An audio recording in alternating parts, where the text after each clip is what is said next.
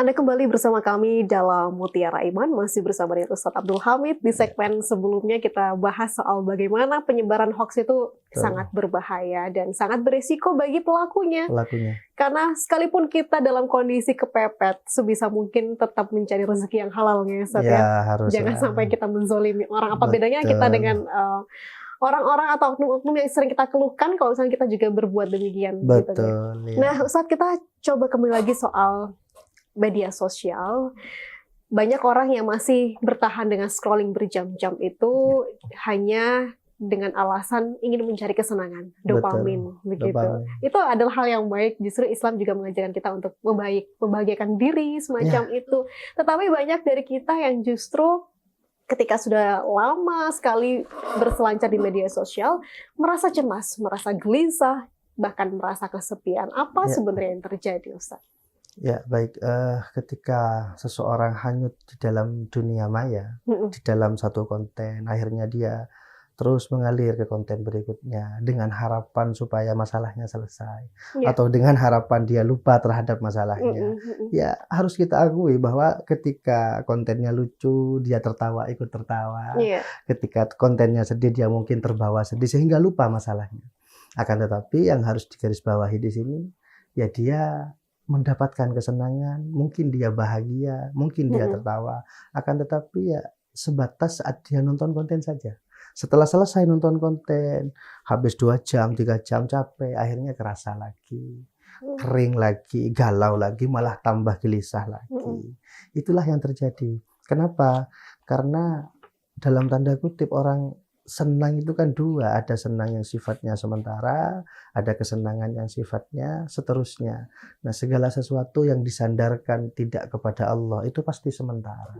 Kesenangan apapun itu. Tapi ketika sesuatu itu diniatkan atau disandarkan kepada Allah, karena Allah ini maha kekal, Allah ini tidak ada awalnya dan tidak ada ujungnya, maka kesenangan itu akan terus semakin hari akan bertambah.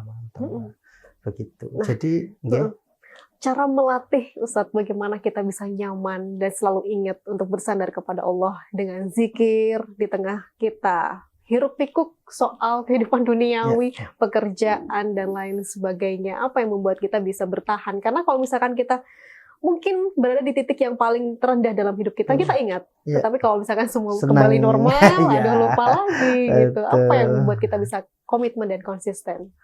Nah, iman itu kan memang yazidu wa yanqus kulla yaum ya.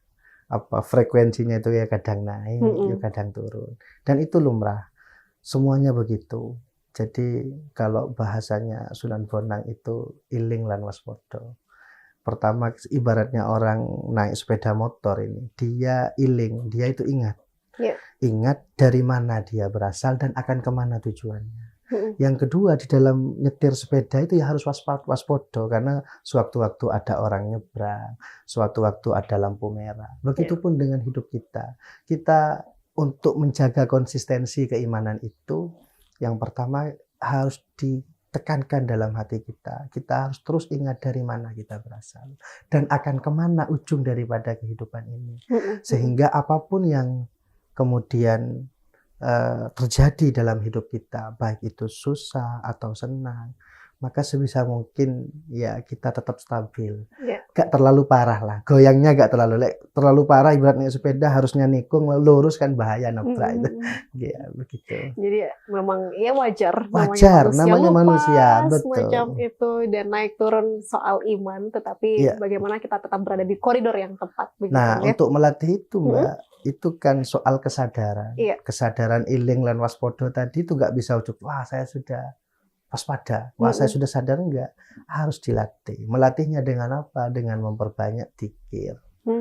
Jadi scrolling di handphone atau melihat konten yang tidak berujung itu kan melalaikan kita. Semakin lalai semakin lupa, maka semakin dalam lupanya, semakin dalam pula kecewa dan gelisahnya.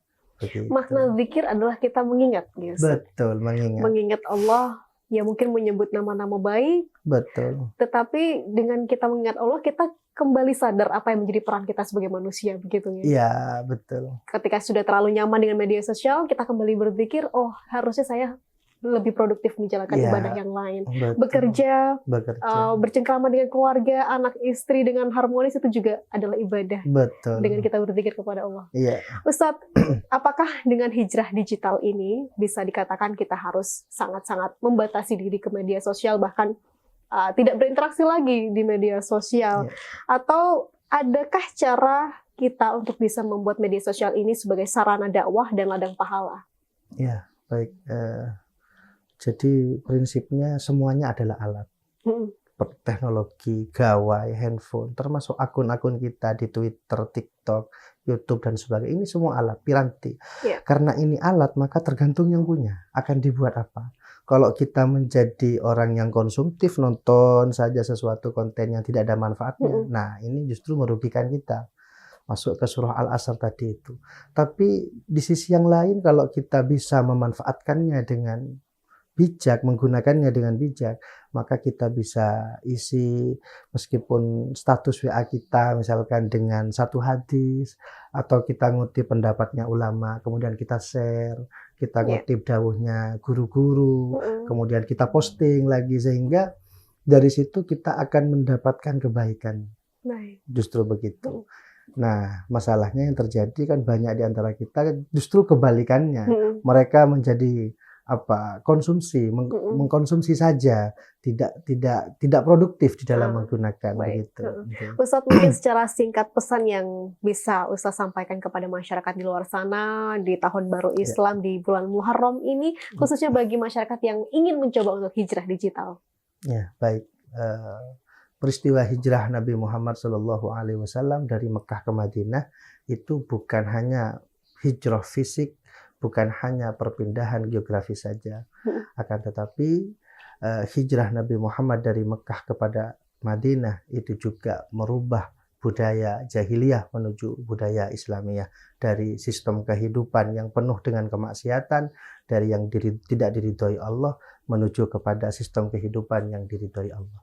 Dan hari ini semangat hijrah itu bisa kita gunakan dengan cara apa? Dengan cara merubah sikap kita, merubah pola pikir kita, dari yang semulanya mungkin kita banyak terlena, banyak terhipnotis, banyak menghabiskan waktu di handphone kita, di gawai kita, maka kita rubah pola pikir, kita rubah sikap kita, dan kita rubah orientasi hidup kita menjadi hidup yang lebih bermanfaat, lebih produktif, dan tentunya lebih diridhoi oleh Allah Subhanahu wa Ta'ala. Masya Allah, tentunya semua yang Ustaz sampaikan menjadi harapan baik untuk kita. Amin, amin. Walaupun banyak tantangan hari ini, tetapi betul, di momentum tahun baru Islam mudah-mudahan ini menjadi awal yang baik.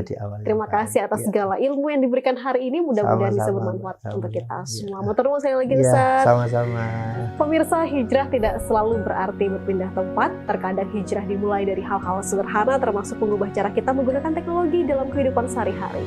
Semoga momentum Muharram menjadi awal bagi kita untuk berhijrah dari scroll yang melalaikan menuju zikir yang menenangkan, dari kebiasaan yang sia-sia menuju aktivitas yang bernilai ibadah. Akhirnya, saya Tia Mediana pamit undur diri. Wassalamualaikum warahmatullahi wabarakatuh.